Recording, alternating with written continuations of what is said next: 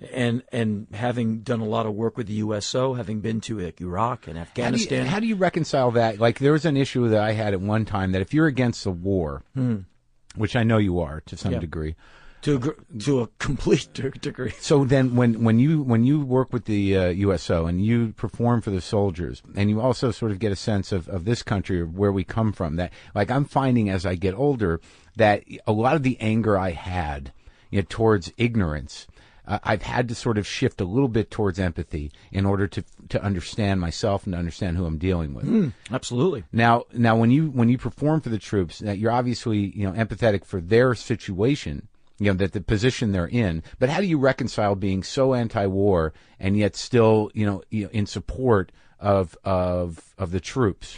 Well, that's a really good question, and I'll do my best to attempt to answer it and not parse words, or because I'm not trying to be a lawyer. Right. I'm against any war. I don't believe there's the good war.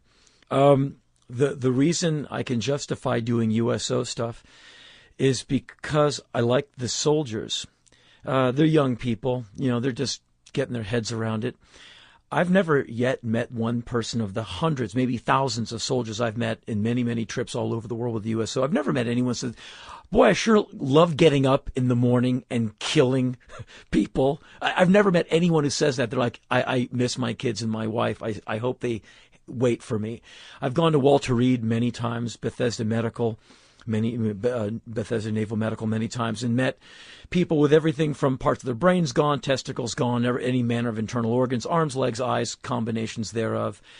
And, all the families crammed into this little room. And you feel worse for the mom, because the guy's like, hey, sir, how you doing, sir? Mm-hmm. And the mom is looking at her kid with the legs gone. And she feels like mother hen, unable to put the legs back on. You see the pain in her face. And you're like, man, she'd chop her own legs off and put them on that kid if she could. You know how mothers are.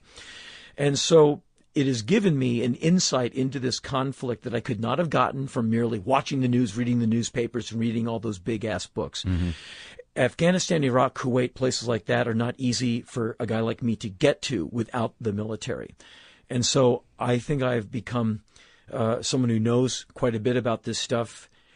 Well, I know more than I could have known had I just been someone reading on the sidelines. And I think I've been able to use that information in a useful way on stage, writing-wise, getting across a message, an insight that no way I could have gotten that insight any other way but to have gone and seen it, smelled it, walked through it. I was in a mortar attack in Baghdad years ago. And I'm not trying to sound like it's not a war story. I was in a fortified building. They could have dropped a B-52 on the building. I would have been fine. But the concussion of those two mortars, it's like a fist in your chest. It was really incredible, the force of this thing. You go, wow, someone just tried to kill me 2 times. Damn. It really moved me. It was one of those experiences like, this is real. Yeah. And it just makes me want peace more than ever. And boy, if anything can turn you into a peacenik. Right. Well, I think that, I want to make it clear to my listeners that, I have nothing against the troops, and sort of it's just a question that I want. Very few people do. I think it's just a question I wrestled with, because being the guy that fights the man, that instinctively is gunning for the underdog, in the sense, in a positive way, that you're on the side of the underdog, and that we are all in our own fights against the man.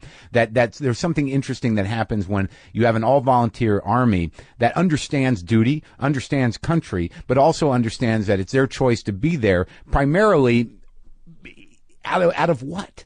I think for a lot of people it's a paycheck. I used to do a joke about that they're going to be able to recruit soon just by saying hungry. Yeah. Well, imagine a man, a woman, a human, an American cannot work 40 hours a week and sustain his or her existence in a house or an apartment.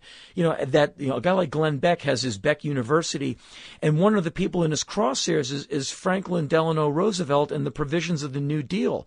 Man, I try and memorize parts of the New Deal. I want to be conversant in the New Deal. Some of the ideas in the New Deal, like the Fair Labor Standards Act of 1938, abolishing child labor and establishing a minimum wage, that stuff, and it sounds corny, it moves me almost to tears. Sure. That we got that one guy said, you know what? Not living in fear of starvation and foreclosure and being homeless, that should be a right, not some privilege, and that someone wants to take that away. Some rich guy is telling you, yeah, don't take it anymore. The system is designed to really, it's people like Beck and people who are business first people that are anti-socialism, and they really just see it as some sort of applied social Darwinism. That if you can't pull yourself up by your bootstraps, if you can't make it in the system as it is, then we've got no fucking time for you. Yeah. So die. Right. But unfortunately, or join the forces. Yeah. Unfortunately,